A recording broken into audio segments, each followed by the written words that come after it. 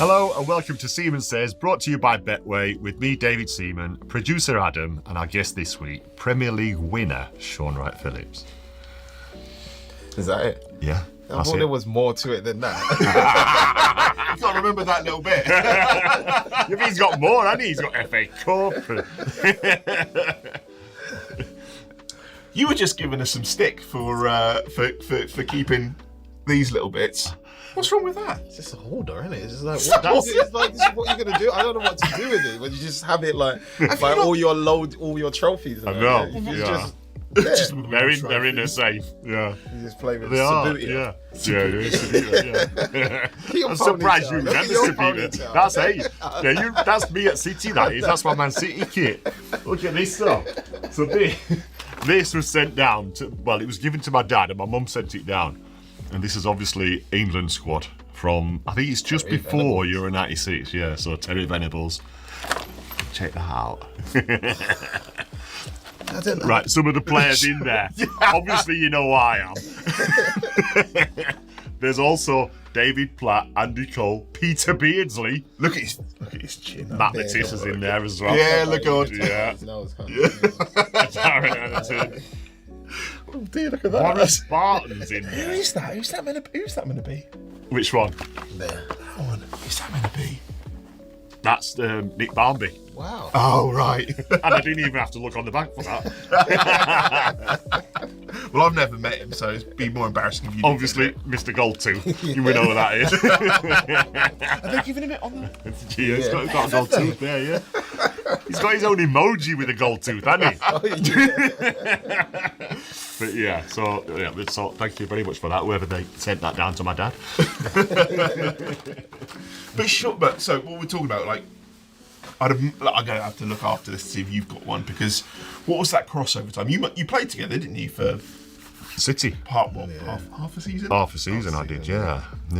And it was... Do you remember it well? Yeah, it's weird, isn't it? He played with my dad and now he's just playing with me. Strange. It was just like him and Paul, innit, right? Yeah. Yeah, just played. Did you have a chat with your dad at all, David's coming up here? Well, I'd met him before, as a young kid, if I went to the games and stuff like that. So there was that little connection, but then it's different when you're playing the same team. Yeah. You remember it well? Yeah, because I went to City and there was Robbie Fowler was there. Yeah. Stevie Mack. Yeah, there was loads of different players that I'd played England with. Yeah. So and then obviously the connection with his dad. It was he was lively. Oh my god. He was in training. Oh, you just didn't know what you were gonna get, and it'd be a shot from nowhere, no backlift, and you're like, oof. Yeah. Got you a few times, did he? Yeah. He was younger. Can't do that now. See a wind up now if I shoot. You see you doing this, winding it up with your hand. I thought you said you never lost it. No. I haven't lost that part. I can still do it, but no backlift part isn't just there anymore. I don't want to pull a hammy or a quad muscle. Right, we're going to do these games. Yes. Yeah, so Arsenal Villa, big game for us. Coming off the back of the Tottenham game. Yeah, just keep adding pressure. That's what we need to do. It will be tough. What does it feel? I mean, obviously this happened not the first time, but with Unai coming back, there must be still members of that squad there that played under him. I'd imagine there's got to be a few, surely. Yeah. I don't think so. Really? How long ago was it now? I think so. It's got to be 3 years, isn't it? 3.5 years. Has the squad really gone through? Yeah, the squad's changed a lot. Yeah, it's more than people think it has. Is it? It's really evolved. Arteta's changed so many moving parts. Because he spent Arteta spent 700 million quid, hasn't he, on players. Still not won the league. Sorry. I'm just winding it up now. Come on, you saw that. You walked right into it. But over, I think it's about 4 years. So that's nearly 200 million. So what we're saying is 200 million. Yeah, that's 2 players a season, isn't it? I'm trying to and clutching on her. Yeah, no, I don't think there's anybody. Maybe Smith Rowe would have been the only other person.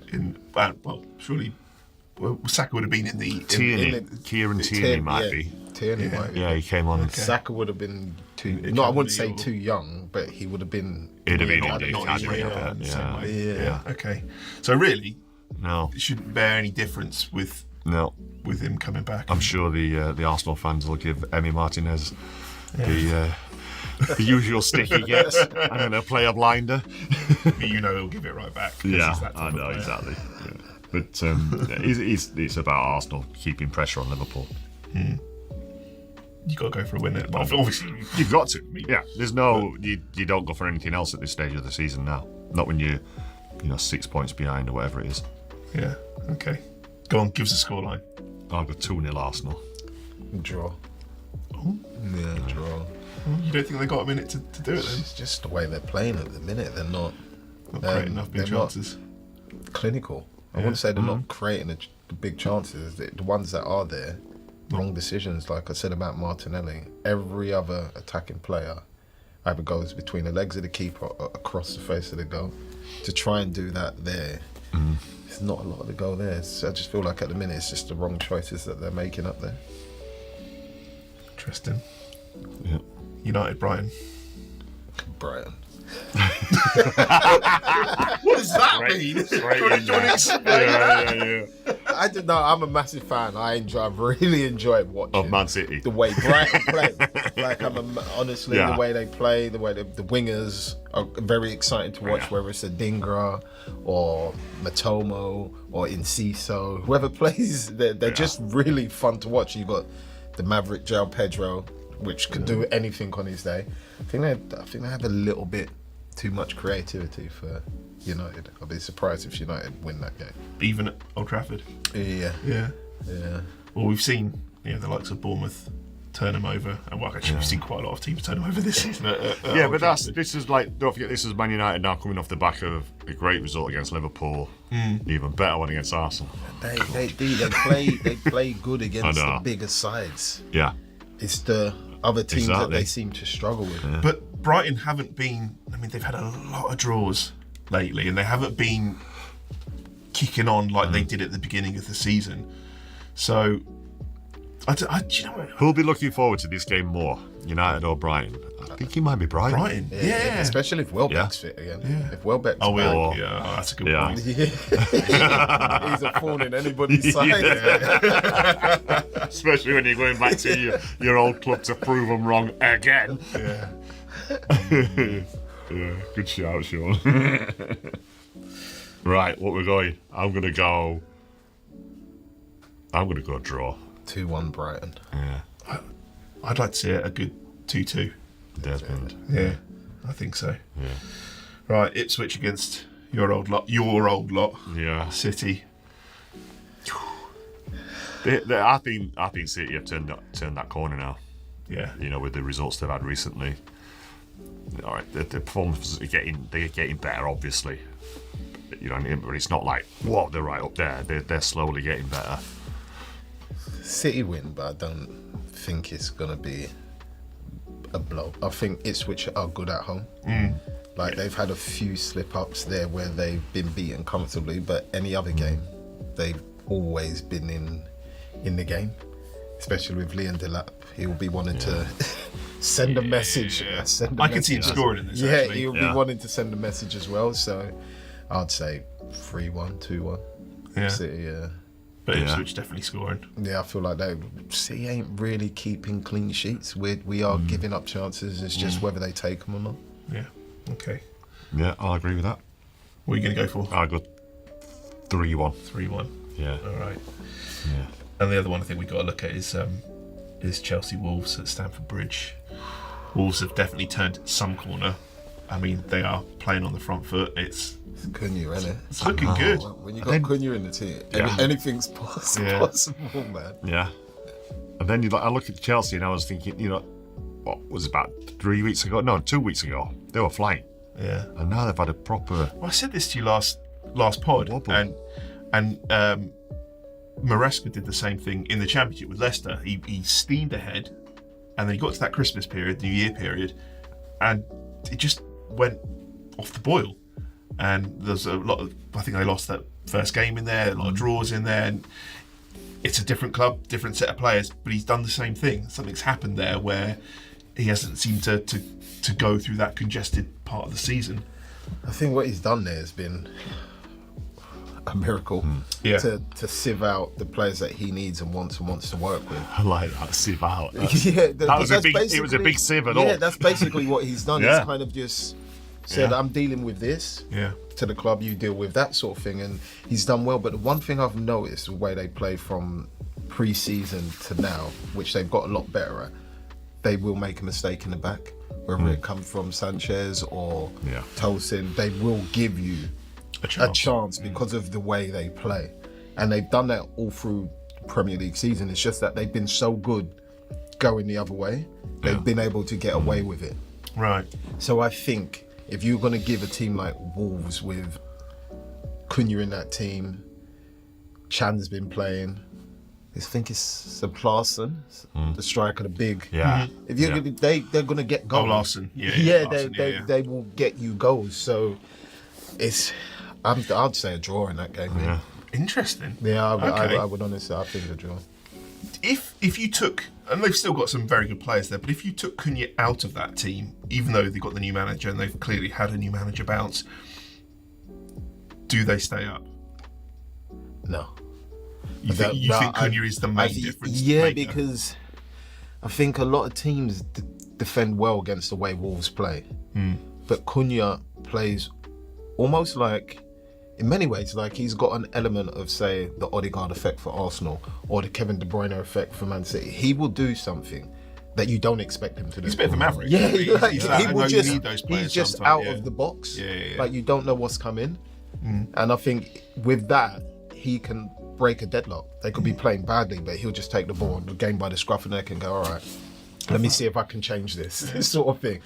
So I think he's a massive player for them. Yeah. Okay. I still think Chelsea will win. So you're going for a draw, He's going for a draw. I think Chelsea will do it. Yeah. I'm going for a draw. Yeah. Seaman Says with David Seaman. Brought to you by Betway. Right, mate. This bit's all about you. We used to do a quiz, but we're not doing a quiz. Thank God for that. I'm terrible at them. What was it like playing when you first started playing with everybody knowing who your dad is? A nightmare. Was it a pressure? No, it wasn't. It was more of a nightmare. In terms of, not in a bad way, in terms of it made it hard for me to create my own paths and waves or make my own noise you could say, because everybody's just got this expectancy as though he's Ian Wright's son. He's going to be a striker. This is how he's sort of gonna play, sort of thing. But we played, even when I was younger, Sunday League, we played completely different. He was, even when I played up front, I just wanted to get the ball and dribble, whereas he just wanted to be in the box. And then he'd get it and shoot. Yeah, then the position, as I got older, my position went to centre midfield, and it was like on the wings, and that kind of married up with the way I played anyway as a kid, or always wanted to dribble past people, and that comes from the game. I don't know whether I think you might have called it Wembley. We used to call it FA knockouts, where you have one goalkeeper in a goal and then just everybody out. Like, how else you meant to score? You can't just shoot from there, so you have to try and just dribble through everybody. So hang on a minute. So what's this? This is a training ground scenario we're talking about. No, it'd just be like if you went to a park. You just when you were playing as a youngster. Oh, okay. I see what you mean, right? Got you. Okay. And that kind of carried on into Sunday League. So it was weird, and in many ways, lucky I had my brother and my mum around. Dad just came when he could, because he's obviously working, so it was always difficult. And when he did come, first thing he said to me is, pass the ball. He said, you got to pass. I said, no, because I don't get it back, sort of thing. He said, you got and that was in his video, wasn't it? You know, the do the right thing. My first school game, and I was just went on a little maze. I just refused to pass to anybody. I'm shocked at your dad telling you to pass it. Just like he would do, And then that's where I kind of just got on with it. But it helped me create my own path. He always said, forget about what I do. you and Bradley have to create your paths and your journey in kind of football, and it's the same thing I do with my little ones that play. That everyone says, "Do you teach them?" I'm like, "Nope." No. They're like, "Why?" I said, "Because I want them to learn to play football their way, not my way." Yeah. There must have been times during your playing career where it probably helped that your dad was who he was. Or Nope. Really, not at all. There was not a It wasn't scenario where you even go, a Sunday league club where I grew Yeah. up, so we had to create one ourselves. yeah. There weren't really many scouts. I was lucky in terms of I got a chance at Millwall when I was younger, and obviously everybody knows what Millwall What was age? like. Yeah, what age were you? 13, 14. Was Everybody you? knows what Millwall was like Yeah. back then. So I was just like, "Mum, nope, Yeah. not going." And Mum said, "You have to." I said, "If I'm good enough, I'll get another chance." Right. So I just put my head down and carried on working. And then we started playing in this midweek tournament in North London, which Joe Cole was in. It was like a 7-a-side. Yeah. And there was a lot of hype about like me and Joe. And then once we got to play against each other, can't remember the score we played against each other in that. And the guy from there, I think it was Marlon Harewood's scout, was just happened to be at that tournament that we did. And then he took me to Nottingham Forest. And I was at Forest for like a year and a half. And then they said, what age? about 14, so I was Yeah. only like schools of excellence, I think they called it there, just go up in the holidays, work experience. And then when it was time to sign on that dotted line, and they said, "Yeah, we're going to sign you," and then I got on the train back to come back down, and I got the phone call saying, "We've changed our mind, you're too small, not good enough." No sort of way. thing. Yeah, and that was Steve Wigley and Paul Hart Oh my that God. did that. And that same scout within the 48 hours said, "Look, Man City have seen you, they would love for you to come and spend a week training and play 2 games." And after that week, I just signed for Man City, and in many ways the rest is like history. I mean, that must have destroyed you when to have got over the line and then to get a phone call to say they've basically reneged on saying, "Actually, no, you're too small." Yeah, but Rightly so, and that's I thank them in many ways. In hindsight. Yeah, Yeah, no, I in know where you're hindsight, coming I from thank on this. them because it gave me a different drive. yeah. Not necessarily to prove them wrong, more for me to know what I needed to do to get to where, in many ways, I couldn't take my foot off the gas. I always had to be at a certain level. I always had to be as hungry as I've ever been. And it, for what comes in football, that mental setback that it gave me made me prepared to say, football's, it's not all roses, sort of thing. That's very similar to me. I had that at 19, you know, with Eddie Gray. He told me I weren't good enough, and I went down to 4th Division Peterborough. But I used the power of proving him wrong, or the motivation of proving him wrong for a long time in my career. Yeah.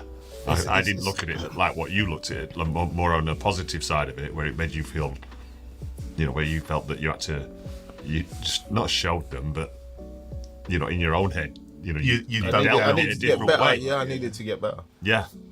That's kind of the way. And Mum always, like, she always just said, like, if you're riding a bike and you fall off the bike, what do? You get back on the bike and you ride it. And that's kind of what I went with. And then the fact that you said about the scout that spotted you. Now, I work with the Arsenal Academy a lot, and I talk to players about going out on loan. You know, and no matter where it is, you know, you're going out on loan and you're playing, and you never know who's watching you. Yeah. Like that. You're always in the shop window. Yeah. You just But never know. it was the same scout that had said no to here, but actually he gave. No, the scout. So back then the scouts don't say no. They bring you to the club. So they're like the connecting anyway, like the commodity broker. They're bringing the talent to the actual club sort of thing. Yeah, And like that- a third party Yeah, almost. yeah. But then you've got a trial. Then you're probably on trial for a week. Yeah. That's like a big week. So the guy that brought you to as a scout to Forest also said, actually, okay, we'll try City. I've got you in the door up here. Yeah, they contacted him to get me when they heard that I wasn't signing there. I see. Okay, and what was the turnaround time between getting that phone call going?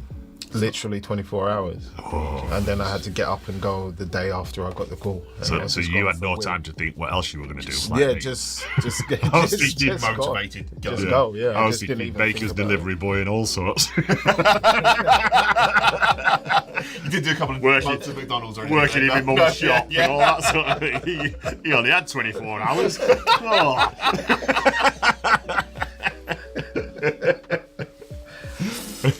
But then you moved to City, and at that time was that like a much bigger move than what you'd experienced at Forest? Way bigger. In terms of, well, I've been growing up with my mum. My mum's cooking, my family's cooking for like my whole childhood.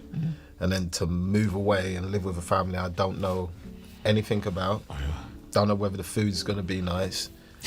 Like, it's because people don't realise the life of the academy players. Key. Like, in many ways, I'm Caribbean, so I'm going to live with a family that has no idea how to make Caribbean food or some beans to on add toast. spices.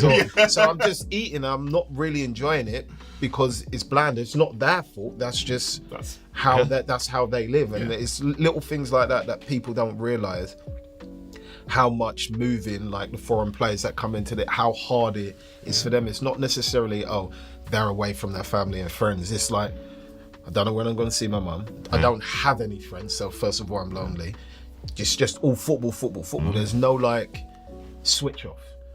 In hindsight, does that help? I mean, certainly. I mean, having the no friends bit, because that's the only thing you can focus on is your football. I think it depends on the person. I think for me, like I like to switch off. Right. Like when I come home from football or training, I don't want to think about football. I want to hang with my friends. I want to talk about, like, it's like it helps you reset. Because if you've had a bad day, you don't want to be in your room like this. Oh man, just how with can your I own do thoughts. this better? What can I do there? Like it can totally, make it worse. And I mean, the crazy thing is, we're talking what year was this though? What, 20? I was 25 16. 25 years ago, something like that. I'm not that bloody young. Trying to think. No, it was actually about 25. Yeah, thank you. I think it was. I'm 43. Good. You're meant to get that wrong though. You're not meant to say I look 43. I went on Wikipedia before this, so I knew it was around then. But the things that have changed, and it's still going on. But back then, and I'm pretty much the same age as you, like the way the internet, like you couldn't FaceTime someone, you couldn't go on, I don't know, PlayStation and play FIFA. You had Skype. It was just coming and that, wasn't it? Yeah, it was. It was. It was just something I've never experienced before, because I wasn't. Like, I didn't do the Lily show. I think I had a trial there. I was never away from my mum for like long periods of time. It was always maybe 7 days at the most. Yeah. And then I would just be home, and I'd be home for like months. Whereas this was like gone for like 4 months. And if I'm lucky, I might get back on the weekend, and I'm back home for like 15 hours and then back to Manchester again. Yeah. So it Are you was. still in contact with that family at all? Do you? No. Well, I used to when I was up there, but we've just kind of just lost touch with each other. But they were a good family. They did well. They kind of because Dixon Atu ended up signing for City as well, and he was from South London. So then he moved in with me because we played for the same Sunday League team. So that kind of helped us kind of both manage it a lot better. I would like to do that on my own, because I did it when I went to Leeds. So I went as a 16-year-old. I signed and went and lived with the family for like 2 years. But there was 2 other players with me. And like, So you bond very quickly in the same and boat. you're all doing the same thing, aren't you? Yeah. You're getting up, you're going on the bus, and you're getting to training. Can you imagine doing that on your own? When you said that about food, I've just remembered. The family that we stayed with, they wouldn't have normal milk.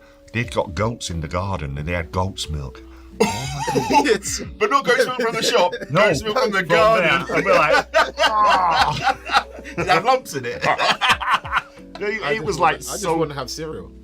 Well, I just want to eat breakfast. and then, and then we were trying to like bring our own milk in and everything, and they were like, no, you got, stuff like that But goes you on. just have to, you kind of not suck out, but you just have to kind of get on with it. Yeah. They're like the challenges I found, like harder than anything. Like the food, no Christmas, like it's just weird. No, Chris. Yeah, that's, Yeah. it's Yeah. sort of As family soon as comforts. as soon as you get to that first team, Christmas is gone. You're training That Christmas could be Day. in like a year's time. Like from you sign at 16, that could be the next year. Like it just depends on how well you do. Wow. How long did it take you from doing the that move, that training, to break into the first team? It was quite. The start of it was quite weird, to be honest with you, because I was not that I'm big now, but I was a lot smaller. I was a lot smaller then. So no matter what I was doing, even if I was playing really, really well, I wouldn't have been one of those kids they picked to go to the 19s because of my size. Oh, yeah, So yeah. they was like, in many ways, well, I'm going to look at it like this. They were protecting me. Is it But what it it was means by frustrating. what he means by pick to go with the 19s is to like to go and join them training. Yeah. Because Yeah. there was like different levels of, and that happens at Arsenal now, and it's like it's almost like a reward for people, isn't it? Yeah, that's what I mean. You go across as like you've been destroying training, so they're like, let's see what you can do over there to see what you're ready for. And I was one of those ones they kept back. Like I said, I like to think it was because of my size. So like there came a point that it was quite frustrating. I would say like, well, why is everybody else going? And I'm there. They're like, don't worry. Frankie Bunnett was and Alex Gibson. Don't worry, your time will come. And I was like, this. And the next thing I know, I was there. I played one game with them, and then completely jumped that, went straight into the reserves, and then was just never playing youth football again. And then it was just in between that and the first team. Did you know that? Like, so when you did that jump and you were in the reserves, did you think, okay, at some point I might be going back and doing, or were you told like this is it now? You've made. Definitely wasn't told. So I just didn't think about it. It's not something that I necessarily thought about. I just thought, okay, I'm here now. I'm just playing with a different group of friends, basically, more men, because it was reserves back then. So there would be first team players dropping down, Right. and to get minutes and stuff like that. And I remember playing. I think it was. I'm not sure if it was Dennis Irwin's. I had to play in a charity match, and it's like he was his testimonial. his testimonial. Yeah. Right. And the manager said, I just wanted you to travel just so you can feel like the environment. And then next thing I knew, I was playing. I wasn't even meant to be playing. And I remember going on like... And was this Kevin? Was it Keegan? no, it was Joe Robb, Willie was Donachie, Asa Hartford. Oh, wow. And we was... I went on like a amazing run at Old Trafford. And went for everyone, got there. Fabian Barthez in goal. I went to chip him, he just stood up. I think I was like 17, he just stood up and caught the ball like this. Yeah. And then I just remember Joe Rowe just coming in the change room, just laughing. They were all just laughing at me. Yeah. And they just said to me, why didn't you just score? I said, I don't know, I just thought I could just chip him. He says, all you had to do is just put it in a corner. Yeah, but the fact that you tried to do that at your age shows that you've got that little bit extra. True. Yeah. You know, that bottle, that... I never tried it again though. I know. I never but- tried it. You knocked it out. I'm going to tried go for a that corner again. Well, now. you do learn by your mistakes. And the bottle was gone. Do you know what I mean? Yeah, but it just shows you that you got that. Yeah. And then, when did you make your City debut? Port Vale away. Oh, Yeah. Everything too big for me. They didn't have my size. My name couldn't fit on the back of my shirt. Like, Yeah, because you've got a lot of letters there, haven't you? short sleeve was like long sleeve or 3/4. Like, came on and we ended up drawing 1-1. I tried to claim an own goal. you got to try to work on VAR back then. Well, fair enough, yeah. No, ref, it was mine. Definitely me. Port Vale away. Oh, wow. It's so silly. But what was that conversation? Oh, we don't know if you can fit the name on the back of your shirt. Like what? It was with the kit man, Les Chapman. Oh, and Les. he was crazy anyway, Chappy. so it wasn't like hard. Right. So my first shirt, I reckon, I just had Phillips on it to start with until they managed to get the dash, and then he figured a way to arch it over. Yeah. Right. But it took him a while to like figure out. And I see a lot of fans now that say yours was the only shirt we wasn't allowed to get, because back then you had to pay for the letter. It wasn't just the name. Yours was too expensive. Yeah. Brilliant. And I've met Chappy, the kid man. Oh, legend. And then you got your move to Chelsea. Yeah, it's weird. Loved the time there, loved the fans, but it wasn't something that I anticipated or wanted to happen, sort of thing. I was just always thought, in many ways, I was a naive kid that just thought. What age were you when you went there? I went 2004, 2005, around that time. So I would have been possibly 21, 22. And like, I was just that naive kid that just thought, all right, I'm happy at City. I'm just going to play here for the rest of my life. I didn't think about, I want to win the Premier League or I want to win this trophy. I just enjoyed playing football, basically. What was the catalyst for the move then? City was going into administration, which I didn't know. Right. So when they first asked me, my agents, I just said, no, I'm fine, I'm happy where I am, sort of thing. I didn't tell, I just kind of just left it like that. But the first conversation that came in was that Arsenal were interested in buying you. And I was just like, they said they'll let me know a bit more. And I just carried on playing football. And then the longer it went on, they said they don't want you until January. But it didn't bother me because I wasn't thinking about moving. You quite good at hearing that news and just... my heart was set on staying with City, so I didn't think about it. It's just like, it's nice, I take it as a compliment sort of thing, and just wanted to just get better and better. And then Chelsea came in and they just said, right, deal's been accepted. And I remember being in pre-season, and I said, look guys, what should I do? And I remember Paul and everyone saying to me, don't play the game. And the next thing I know, 5 minutes later, there's a car waiting outside for me to take me to London to the medical. I just got in the car, and to be honest, I was crying because I didn't want to leave. I was happy, and I just went, and then that was the end of it, really. And I only found out like 4 to 6 months after that they had to sell me, otherwise the club would have gone into administration. Right. Wow. That's so money quick.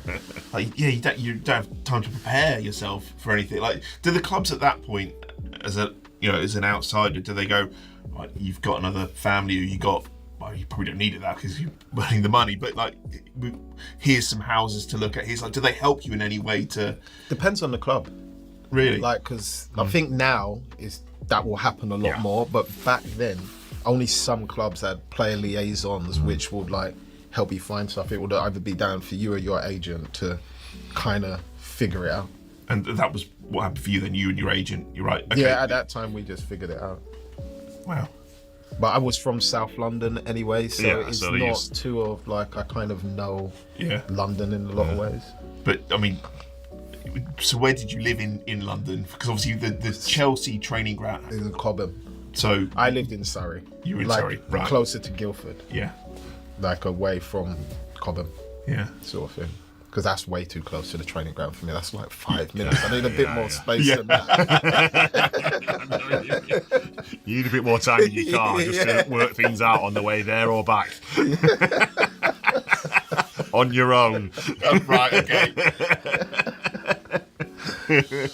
And who was the manager at Chelsea at that point? Mourinho bought me. Really? Yeah, and then it went into Brazilian, and keep forgetting his name. It's not Scolari. Scolari, yeah. was it? Avram Grant was there in between that. Yeah. But Mourinho, I've met him a couple of times, and I loved him. He's a nice. What was he like? I don't have a bad word to say about him. Yeah. Like for me, I wouldn't say he brought it, but in many ways he was that manager that came with the rotation in it and squad rotation and all that, a lot of plays. But he was so premeditated that sometimes I just didn't know how to take him, because whatever decision he made, whether we agreed with it or not, it worked. Yeah. Like, and we talk about the Fulham game where me and Joe Cole got took off, I think it was around 30 minutes. He just saw something change, took us off at Craven Cottage. Like, I was laughing because I didn't know what to do. I didn't want to be angry and let everybody see. So I was just like laughing. Joe was like mad. And then Didier goes and scores. And it wasn't because we played well, we just didn't get the ball to do anything. Yeah, so it was just a weird game, and he just made that call. And then there was another one, the cup competition. And I was playing all the cup games at this time because Robin and them lot were doing so well in the Premier League, and it was just so the cup games I was playing regularly. And he came to me and said, "I'm not going to start you this game." And it was Spurs at home at Stamford Bridge. "I'm not going to start you this game because I think we're going to go. I've got a feeling we're going to be losing, so I'm going to bring you on. We're going to draw the game, then we're going to go to White Hart Lane and win." And in my head, I'm just thinking, yeah, he's just saying that just to make me feel better. You know what I mean? Game kicks off. we're losing 2-0 by half time. He brings me on. We went draw 2-2. Then we go to White Hart Lane and win. And after that, I'm like, then I went to myself, you just killed me there. Because now, even if you do drop me and I want to say something, I can't just like, there's a reason. There's a reason behind it. But I thought he was an excellent manager. Like for me, he was just good. He was perfect for me at that time. Obviously, of course, you want to play a lot more. But I think that the balance he had and the way he kept us all together, for me, was the reason why we were successful at the time when I was there with him. Was he the best manager for you that you'd played under, would you say? I would say in terms of achievements, he was good. And I loved him. But for me personally, because I played, I would say a lot more. I've really enjoyed playing under the second time I went back to City under Mark Hughes. Really? I don't think he gets enough credit for what he did at City before he left, because you got to remember we was 5th or 4th or something like that, and we'd only drawn 3 or 4 games, and then management just changed. Of course, now it's worked out for the better, but I mean, at that specific time, I thought he was such a good manager. You say that you don't think Mark Hughes gets the credit. What credit should he get? What does he excel in? In many ways, he set the tone for where the direction City were heading in. Like when he took over, when I came back, Arsenal would come into the Etihad and get him worked by a team in many ways that should never have been able to do that to that Arsenal team. We had like a lot of attackers, we had new players that's just come into the Premier League and that was still trying to find their feet, but anybody that came to the Etihad that was struggling. We played on the counter-attack and we was just like, we had Robinho in there, we had Craig Bellamy, then Adebayor comes in the year after Clichy, like, so it was like a jigsaw puzzle, and I think he did well in putting that all together. If you look at when I went to QPR, that was a jigsaw puzzle, and it was a puzzle that in many ways couldn't get put together, but Mark Hughes seemed to be able to do it, and he had everybody playing well and everybody enjoyed playing with each other. I really like him. But do you now, like, when you, after being with Mourinho for that amount of time, when other managers say things to you, do you like second guess them? Because about said that. Are you thinking like, hang on a minute, he's just told me that I'm not playing because he's going to bring me on, is it? It did happen to me under me and Nadem, I think, under Mancini, and we was training one day, and like Nadem's obviously the right back at this time, and I'm the right winger, and he's saying, Nadem, pass the ball to Shaun. When she passed the ball, just start running. Yeah. Now I'm saying, boss, that can't happen. So he said to me, he said, why? I said, because if someone comes through the back of me and I don't get the foul, they're just clean, they're just through on goal effectively. And Nadem's agreeing with me, so Nadem passed me the ball. Nadem waited, I took a touch, passed it back. He lost it with us. He went like mad, and that was, I wouldn't say the end of our City career, but that was like defining point then. Yeah, it was a defining point in terms of you're not doing it the way I want it, so you're not in many ways the guy for me, sort of thing. And that was a changing point. And that's why when I started leaving, eventually I ended up signing for QPR from that point. QPR, I hope. That's incredible. Who did you win your first title with? Chelsea. I only won one. Won one? Yeah, Chelsea. How good is that though? So you get a winner's medal for winning the league. Obviously you got the trophy. You have to play, at that time you had to play over 12 games. Which you did. Yeah, otherwise I wouldn't have one. You don't get a medal. You don't get a medal. If you don't get 12. It's changed now, I think it's 6, right? Is it? I think so. I think it's changed now. Oh, it's so easy. Do you know where yours is? Yeah, it's in a safe place. Yeah, they have to be. Is it not? Nah, I'm not. No, I'm not really a show person anyway. Well, he said that about the figurines. I'm not. If he ain't got them, he ain't gonna have his medal on the show. I'm not really like a show person. It's there. I never think of it like, people always say to me like, but you've won the Premier. I never see it like that until somebody has that conversation with me. Like, I was fortunate enough to be in a position to win it, but I don't know. Like, Because you said that there was a stage, certainly closer to your playing career, where you did have like a room and you had certain bits and pieces, but now it's like, not medals. No, I never had medals on mainly show. shirts. Always Just just shirts, shirts and caps. right. But because like, where did you get presented your medal? Was it at Stamford Bridge? Yeah. Yeah. See, that doesn't always happen, does it? Because sometimes last game of the season might be away or whatever. but that's what I mean, though. So like your medals, they can replace them if something happens. They get nicked or whatever. Yeah. You can replace your medal, but you can't replace where you got presented them. Like a lot. Yeah, I've got 4 FA Cups. Oh, sorry. Wembley. Got one of those? I got Millennium Stadium as well. So yeah, but it's you can't recreate where you were given them. So that's why they're locked away. Yeah, they hardly ever see light of day. See, it's one league and FA Cup. There is something how good is that? Shame in that to say don't see the light of day when it's. And I don't mean in a show-off kind of way, but just in a, I don't know, it's like, it is so special that... It's just the life, the way it is at the moment, isn't it? I guess so, but... Yeah. How many England caps did you get? I think it was 36, maybe 37. No, the big guns get them first. I'm down to peg.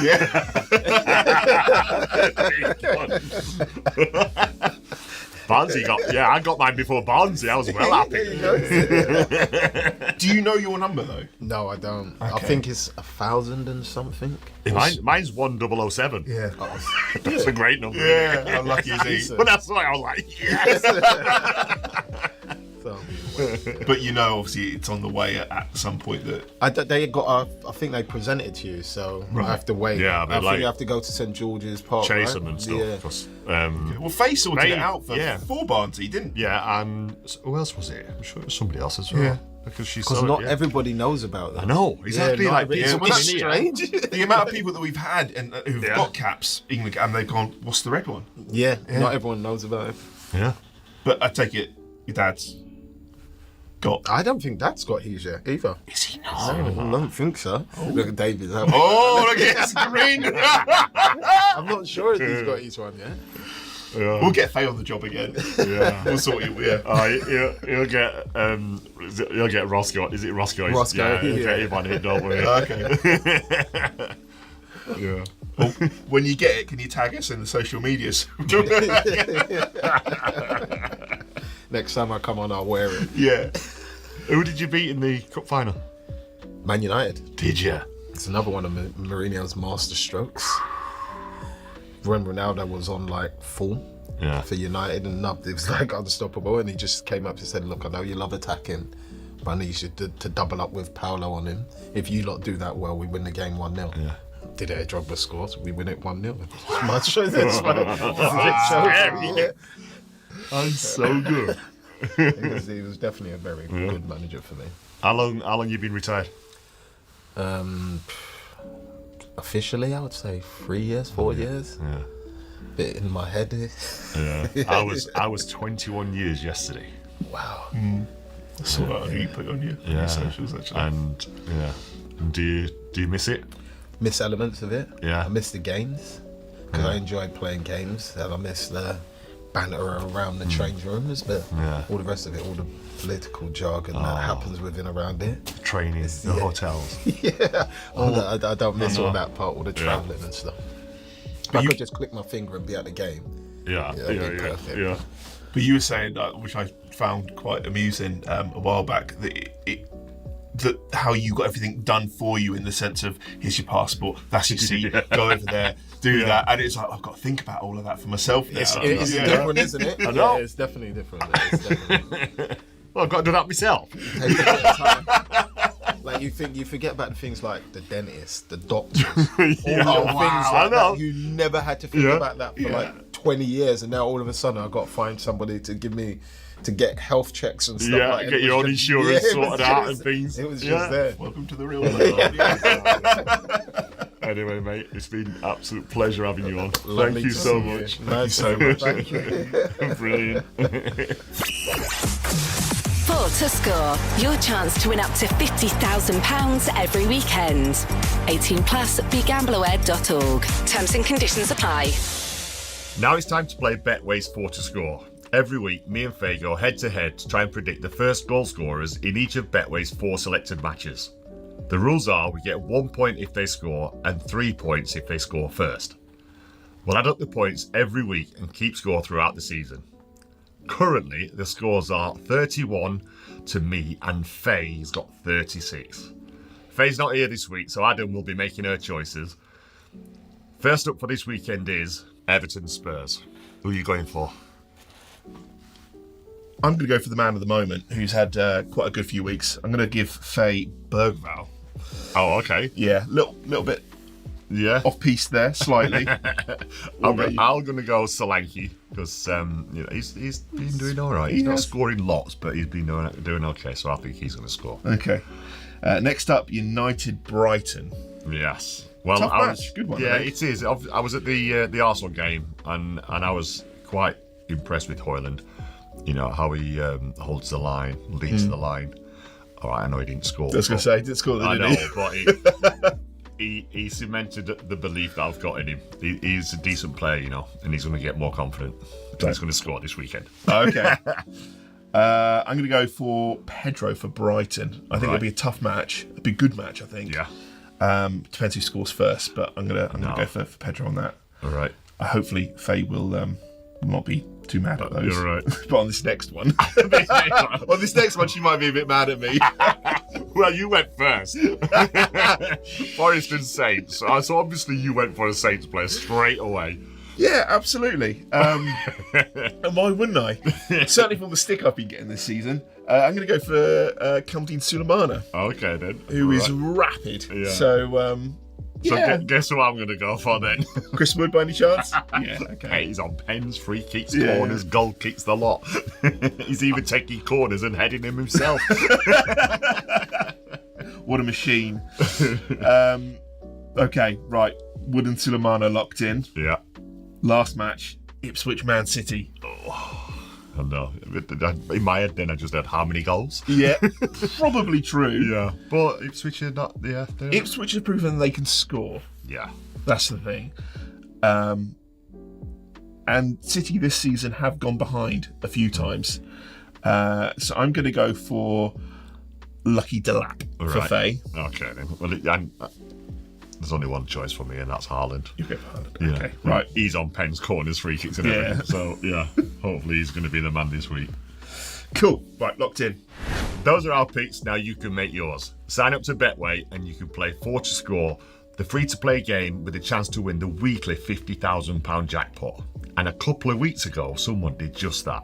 Just submit your selections before kick-off in the opening game of the round. Further T's and C's apply. Thanks for joining us on Seaman Says, brought to you by Betway.